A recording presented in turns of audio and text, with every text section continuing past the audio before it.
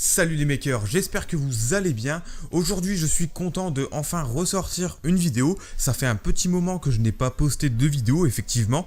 Et ça vous le saurez en fait en fin de vidéo car aujourd'hui ce n'est pas important. Aujourd'hui je vais essayer de vous aider à choisir votre première ou votre seconde imprimante 3D. Car en ce moment, vous le savez sûrement, nous sommes dans une période de promotion grâce au Black Friday. Donc forcément les magasins vont appliquer des promotions, que ce soit sur AliExpress, Amazon ou d'autres magasins français, notamment Wanao France, que je présenterai aujourd'hui. Pour cela, j'ai fait une sélection d'imprimantes 3D qui me paraît plutôt bien. Je vais présenter leurs avantages et pourquoi je vous les conseille. Dans le lot de cette sélection, je vais également m'en acheter une que je vous présenterai plus tard. Donc je lance l'intro et on regarde ça ensemble.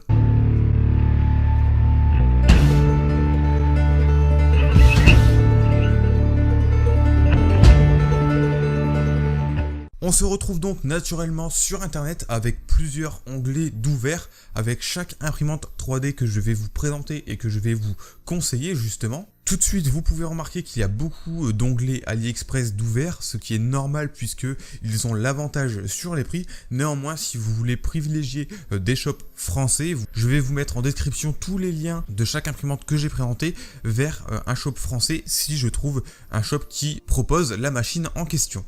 On va commencer du premier onglet vers le dernier, sachant que je les ai organisés de manière à avoir un ordre de prix. Le premier est donc naturellement l'imprimante 3D avec le prix le plus bas. Et j'ai choisi la Alphawiz U30, pas la U30 Pro qui est ici en fait la LK4 Pro, simplement parce que je suis sur le groupe Facebook Alphawiz et j'ai remarqué qu'il y a énormément de problèmes au niveau de l'écran qui se met à jour et ça devient plutôt compliqué en fait de régler ce problème. Je préfère donc vous conseiller la Alphawiz U30 que j'ai déjà possédée, que je ne possède plus aujourd'hui. Je vous la conseille simplement pour son prix car vous pouvez l'avoir à 130 € avec une livraison depuis la République tchèque, donc environ 7 jours pour l'avoir pour seulement 130 €, ce qui est vraiment, je trouve, une bonne affaire.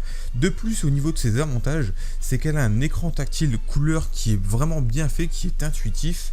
Elle a un capteur de filament. Attention par contre, avec ce capteur de filament, il ne tient pas très longtemps, hein, c'est par expérience que je parle. Elle a également une reprise de fin d'impression, ce qui est vraiment pratique en cas de coupure de courant, ainsi que des pièces détachées standards, notamment au niveau de l'extrudeur, du Duotend qui est un MK8, des ventilateurs, enfin bref, vous pourrez retrouver les pièces détachées à des prix très bas, ce qui est plutôt une bonne chose. Pour un débutant, je vais vraiment la conseiller par rapport au bas prix qu'elle est proposée, ainsi que toutes les pièces détachées qui sont disponibles. En seconde imprimante, toujours en dessous de 150 €, je vais proposer la Gigitech A10. Alors celle-ci en fait elle n'a pas d'avantage particulier, néanmoins je la possède et je trouve qu'elle est de meilleure qualité au niveau de la fabrication plutôt que la Alphawiz U30. Là ici elle est affichée au prix de 157,90 €, mais vous pourrez lors de votre achat appliquer un coupon qui s'applique en fait directement de 6,89 €, donc elle arrive à peu près aux alentours de 150 €. Alors ici forcément elle a l'air moins avantageuse que la Alphawiz U30 puisqu'elle n'a pas d'écran tactile. Toutes les pièces sont quasiment propriétaires, ce qui empêche de pouvoir remplacer en cas de casse. Mais c'est plutôt en termes de qualité de fabrication générale que je trouve meilleure comparée à la Alphawiz U30.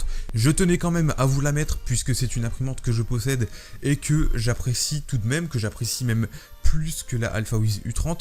Néanmoins, certains pourront plutôt apprécier l'écran tactile ainsi que les diverses pièces détachées disponibles. Maintenant, dans la gamme de prix entre 190 et 250 €, je vais vous proposer d'abord chez Wanao France la Wanao Duplicator 12 qui est affichée au prix de 165 € hors taxe, ce qui fait 198 ou 200 € taxes comprises. Je vais vous mettre en lien en description une vidéo qui parle justement de cette imprimante. Alors ici vous avez une édition limitée en noir et en orange, façon un peu Prusa. Et ce qui est plutôt bien avec cette imprimante, c'est qu'elle possède des TMC 2208 qui la rend vraiment très silencieuse, un capteur de filament qui fonctionne plutôt bien, un écran tactile, une possibilité de la passer en double extrusion, ce qui est vraiment bien si vous voulez faire du double matériau ou du double couleur. Il y a également des tendeurs de courroie en X et en Y, ce qui est franchement bien pour ceux qui ne veulent pas démonter leur imprimante pour essayer de retendre les courroies. Elle a une bonne fabrication générale. Après la Duplicator 12, je pourrais vous conseiller la Bic B1 de la marque Bic, non pas du fabricant de stylos, mais plutôt d'un fabricant de pièces détachées d'imprimantes 3D. Et ils ont décidé de fabriquer entièrement leur imprimante 3D. De plus, celle-ci possède pas mal de caractéristiques. Elle possède notamment un écran tactile TFT en couleur. Vous avez également une possibilité de changer de firmware. Bon, ça c'est accessoire, mais pour passer sur un Marlin plutôt standard avec le bouton rotatif qui se trouve sur la droite. Vous avez également le bed magnétique qui est quelque chose que j'apprécie beaucoup depuis que je possède la Prusa. Elle possède également un capteur de fin de filament, ce qui est vraiment très pratique pour finir vos fins de bobine, une reprise d'impression en cas de panne de courant, des tendeurs de courroie en X et en Y comme la Duplicator 12, et en principale caractéristique, elle possède la possibilité de mettre un BL Touch prêt à l'emploi. Autre chose vraiment très intéressant que j'ai pu remarquer sur cette imprimante, c'est qu'elle possède apparemment des TMC 22-25, ce qui la rend en plus très silencieuse. Mais ce qui est vraiment intéressant sur cette imprimante au niveau des TMC 22-25, c'est qu'il posséderait la capacité, comme la Prusa, d'avoir un détecteur de décalage, c'est-à-dire que s'il y a un décalage de couche, l'imprimante va se mettre en pause et reprendre là où elle en était avant le décalage. Et ça, c'est vraiment une option qui est vraiment très intéressante. Voilà donc pour cette imprimante 3D. Maintenant, nous allons passer à la Artillery Genius, qui est une imprimante qui est vraiment reconnue depuis un petit moment déjà. On peut la voir notamment beaucoup sur YouTube, elle a été beaucoup présentée. Alors je vais pas trop la présenter parce que vous connaissez sûrement les avantages avec l'écran tactile, les TMC 2208, le Direct Drive, les détecteurs, etc. C'est une imprimante qui est plutôt bien connue, qui est plutôt bien construite, renommée, avec un groupe Facebook autour. Enfin bref, c'est une imprimante que je pourrais facilement vous conseiller sans trop de problèmes.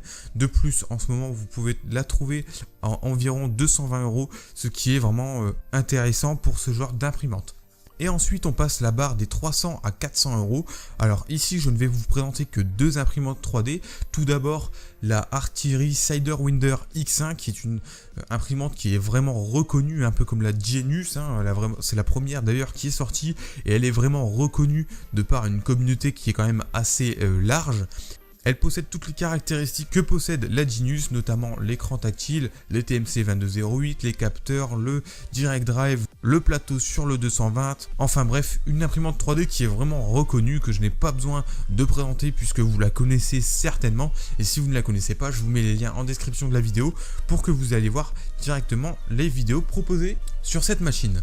Et enfin, dernière imprimante que je vais vous proposer, mais ici attention à prendre avec des pincettes, je vais vous proposer la Lotmax SC10 Shark, parce que c'est une imprimante qui sur le papier a beaucoup d'avantages. Je vais citer que les principaux, notamment le fait qu'elle est évolutive. En effet, on peut lui mettre soit la double extrusion, soit un laser pour faire de la gravure laser. Elle a également des capteurs, le BL Touch 2 disponible, un écran tactile, des TMC 2208, enfin bref, il y a beaucoup de choses pour faire évoluer cette imprimante.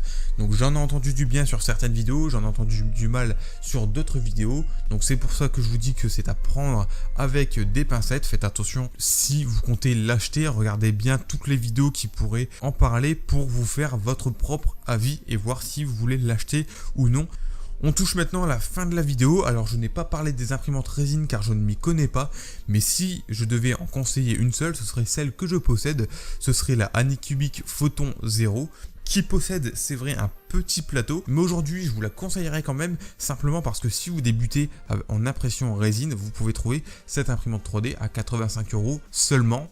Donc c'est vraiment pas cher, c'est presque donné pour une imprimante 3D de cette qualité. Donc c'est tout ce que je dirais sur les imprimantes résine.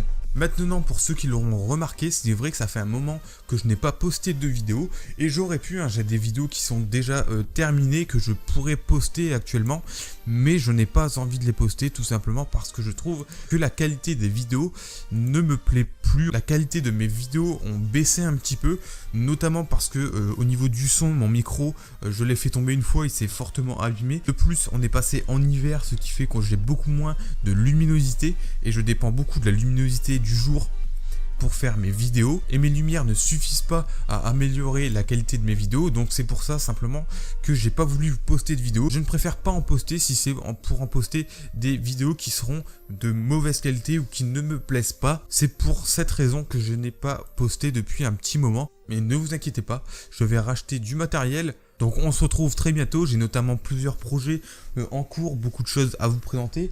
Maintenant, moi je vous laisse, on se retrouve à une prochaine vidéo. Allez, salut!